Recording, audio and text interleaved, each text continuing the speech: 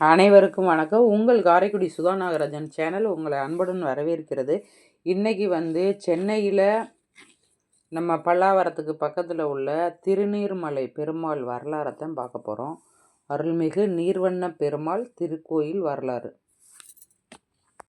இந்த திருநீர்மலை கோயில் காஞ்சிபுரம்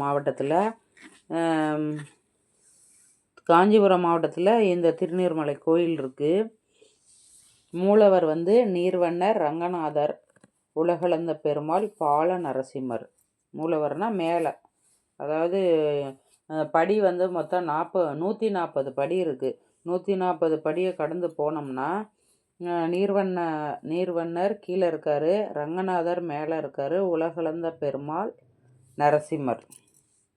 மொத்தம் 4 பேர் இருக்காங்க. 4 கோயில் இருக்கு இங்கே. ஸ்தல வரலாறு என்னன்னு கேட்டிங்கன்னா, பிருத முனிவரும் மார்க்கண்டேய மகரிஷியும் நம்ம திருச்சி ஸ்ரீரங்க பெருமாளை சயன கோலத்தில் தரிசிச்சுட்டு வந்திருக்காங்க. அப்போ நம்ம திருநீர்மலை வழியாகத்தான் அவங்க வீட்டுக்கு போயிருக்காங்க. போனப்போ என்ன பண்ணியிருக்காங்க, நம்ம திருச்சி ஸ்ரீரங்க பெருமாளுடைய அந்த சயன கோலத்தை பார்த்தது கண்ணுக்குள்ளேயே நின்றுருக்கு. நின்னவொடனே திருநீர்மலையிலையும் அந்த சயன கோலத்தை நாங்கள் பார்க்கணும் அப்படின்னு சொல்லிக்கிட்டு வேண்டிக்கிட்டு இருந்தாங்களாம். இது குறித்து 2 பேருமே திருமால்கிட்ட வேண்டியிருக்காங்க. யார்? நம்ம ஸ்ரீரங்க பெருமாள் மேலே இருக்கார் பாருங்கள், திருநீர்மலையில், அவர்கிட்ட வேண்டியிருக்காங்க. இந்த தளத்திலே அந்த தரிசனம் இவங்க கேட்டதுனால திருமால் திருநீர்மலையிலே சயன கோலத்தில் காட்சியை கொடுத்துருக்காரு. கீழே நீர்வண்ணர் இருக்கார், மேலே ரங்கநாதர், உலகளந்த பெருமாள், பால நரசிம்மர், மொத்தம் 4 பேர் இருக்காங்க. 4 தோற்றத்தில் பெருமாள் காட்சி கொடுக்குறாரு. இந்த கோயிலை மலைக்கோயில்னு சொல்கிறாங்க. மலையிலையும் கீழேயும் 2 பெரிய கோயில் இருக்குது. பெருமாள் 4 நிலையில் 3 அவதார கோலத்தில் காட்சி தர்றாரு.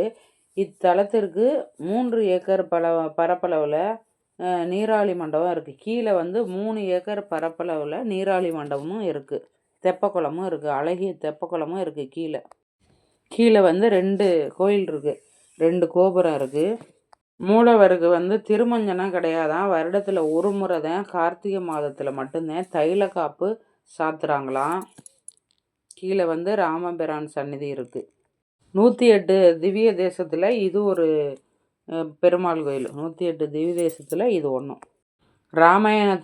ராமாயணத்தை எழுதிய வால்மீகி முனிவர் இருக்கார்ல, ராமாயணத்தை எழுதிய வால்மீகி முனிவர் ராமபிரானை மணக்கோலத்தில் நான் பார்க்கணுன்னு சொல்லி வேண்டியிருக்காரு. மணக்கோலத்தில் தான் பார்க்கணுன்னு சொல்லிட்டு தவம் வேற இருந்திருக்காரு. திருமால் அவருக்கு ராமபிரான் சீதா பிராட்டியோட மணக்கோலத்தில் தரிசனத்தை கொடுத்துருக்காரு. கீழே தான், அதுவும் இந்த நீர்வண்ண பெருமாள் பக்கத்தில் தான் ராமபிரான் சீதா பிராட்டி 2 பேரும் மணக்கோலத்தில் வால்மீகிநாதருக்கு தரிசனத்தை கொடுத்துருக்காங்க. இவங்க கூடவே யார் இருக்காங்கன்னு கேட்டிங்கன்னா, லட்சுமணர் இருக்கார், பரதன் இருக்கார், சத்ருகனன் இருக்கார். இவங்க ராமபிரான் சீதா பிராட்டியோட கீழே மணக்கோலத்தில் அவங்க பக்கத்திலே கோயில் கொண்டு இருக்காங்க. வால்மீகிநாதர் மணக்கோலத்தில் வேண்டிக்கிட்டதுனால தான் மலையடி வாரத்தில் தனி கோயிலாக இவங்கெல்லாம் அருள் பாலிச்சுக்கிட்டு இருக்காங்க. நீர் சூழ்ந்த மலை மத்தியில் இருந்தாலும் நீல நிற மேனி உடையவராக நம்ம நீர்வண்ண பெருமாள் இருக்கார். நீர் சூழ்ந்ததுனால இவருக்கு நீலவண்ண பெருமாள் என்று பெயர் வந்ததாம். இவர் பக்கத்திலே வால்மீகிநாதர் முனிவரும் இருக்கார். இந்த மணக்கோலத்தில் இருக்காங்களா, அவங்க பக்கத்திலே வால்மீகிநாதர் இருக்கார். இந்த கோயிலோட தனி சிறப்பு என்னன்னு கேட்டிங்கன்னா, 4 ஊரில் இருக்காங்க. இந்த பெருமாள் 4 ஊரில் போய் நம்ம பார்க்கணும். ஆனால் நம்ம இங்கே வந்தோம்னா ஒரே இடத்துல 4 பேரையும் பார்த்து தரிசனம் பண்ணலாம்.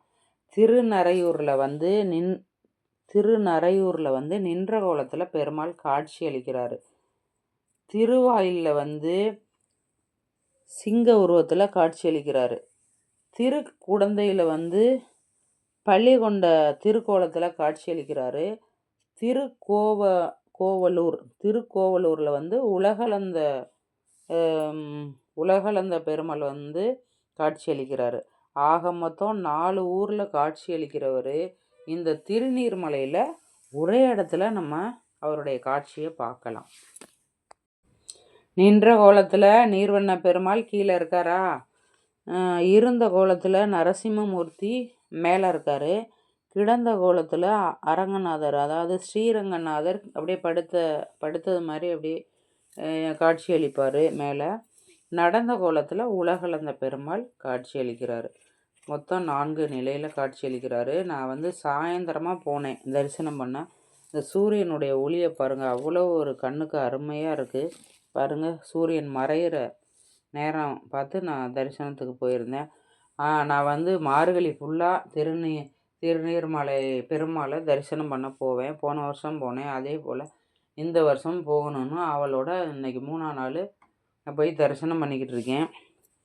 ஆனால் உண்மையிலே நல்ல ஒரு பவரு, நல்ல ஒரு வைப்ரேஷன் இருக்குது. நம்ம மலையில் மலை 140 படிகளை கொண்ட மலையாக இருக்குது. இந்த 140 படிகளை நம்ம தாண்டி போய் அந்த பெருமாளை தரிசனம் பண்ணிட்டு வர்றது அவ்வளோ ஒரு அற்புதமாக இருக்குது, அதிசயமாக இருக்குது.